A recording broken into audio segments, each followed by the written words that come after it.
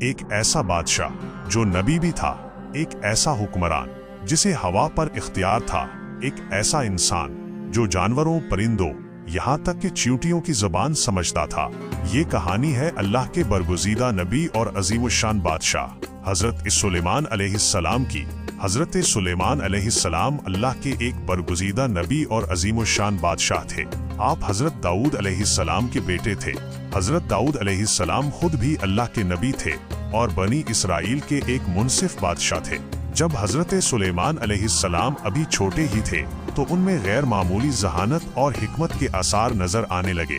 حضرت داؤد علیہ السلام اپنی حکمت اور عدل و انصاف کے لیے مشہور تھے اور ان کے دربار میں لوگ اپنے جھگڑے لے کر آتے تھے تاکہ وہ ان کے درمیان فیصلہ کریں۔ حضرت سلیمان علیہ السلام بھی بچپن ہی سے اپنے والد کے ساتھ رہ کر ان کے فیصلے سنتے اور سیکھتے تھے۔ ایک دن ایک عجیب واقعہ پیش آیا جس نے حضرت سلیمان کی غیر معمولی عقل و فہم کو ظاہر کر دیا۔ ایک دن دو عورتیں حضرت داؤد علیہ السلام کے دربار میں آئیں۔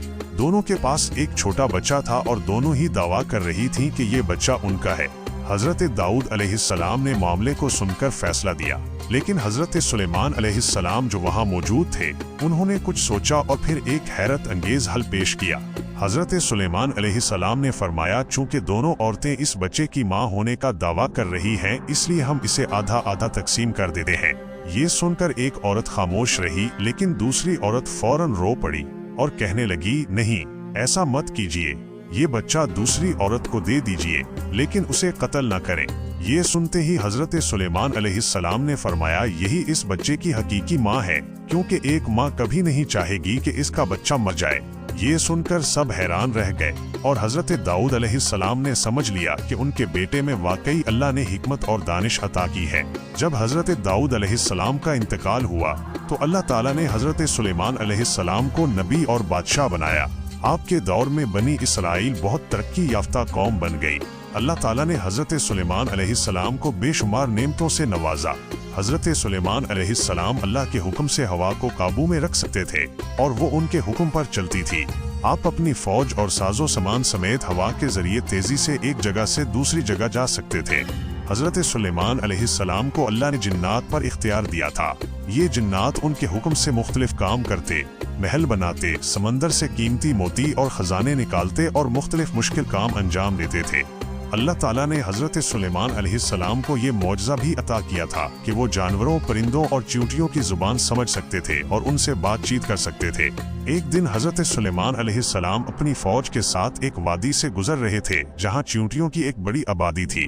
حضرت سلیمان علیہ السلام نے سنا کہ چیونٹیوں کی ملکہ اپنی چیونٹیوں سے کہہ رہی تھی، اے چیونٹیوں، اپنے گھروں میں چلی جاؤ، کہیں ایسا نہ ہو کہ حضرت سلیمان اور ان کی فوج تمہیں کچل دے اور انہیں خبر بھی نہ ہو۔ یہ سن کر حضرت سلیمان علیہ السلام مسکرا دیے اور اللہ کا شکر ادا کیا کہ اس نے انہیں یہ علم عطا کیا ہے۔ ایک مرتبہ حضرت سلیمان علیہ السلام کو پتہ چلا کہ ایک ملک میں لوگ سورج کی پوجا کرتے ہیں۔ آپ نے اپنی فوج میں موجود ہدہد پرندے کو وہاں بھیجا تاکہ معلومات لے کر آئے۔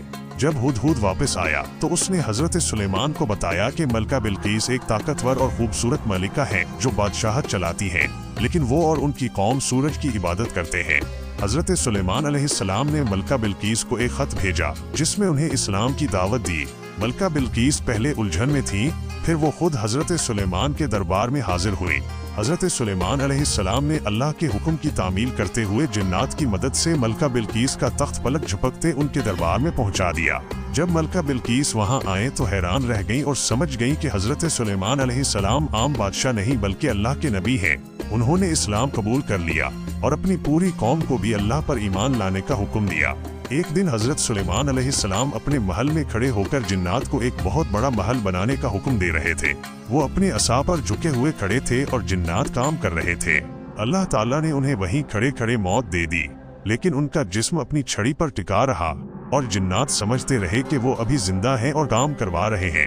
چند دن بعد ایک کیڑے نے ان کی چھڑی کو کھا لیا اور وہ زمین پر گر گئے۔ تب جنات کو معلوم ہوا کہ حضرت سلیمان علیہ السلام وفات پا چکے ہیں۔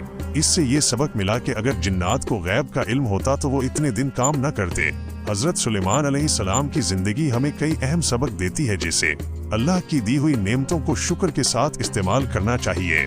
حکمت اور انصاف ہر اچھے حکمران کی پہچان ہے۔ दौलत, ताकत और इख्तियार सब कुछ अल्लाह की अता करदा चीजें हैं और हमें उनका गलत इस्तेमाल नहीं करना चाहिए। इल्म सबसे बड़ी दौलत है और उसका इस्तेमाल दूसरों की भलाई के लिए करना चाहिए।